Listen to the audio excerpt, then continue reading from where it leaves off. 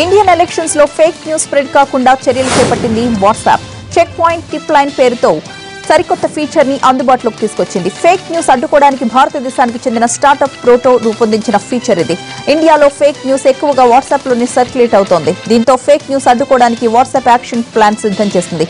దానికోసమే సరికొత్తగా తీసుకొచ్చిన టిప్ లైన్ ఫీచర్ కూడా అలాంటిదే.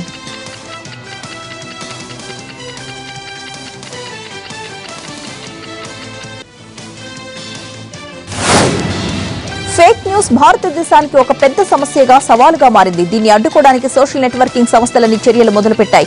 మీకు వాట్సాప్ లో వచ్చిన సమాచారం నిజమైనదేనా కాదా అని తెలుసుకోవడానికి టిప్ లైన్ ఫీచర్ ఉపయోగపడుతుంది. ఎన్నికల్ని దృష్టిలో పెట్టుకుని ఈ ప్రాజెక్ట్ రూపొందించారు.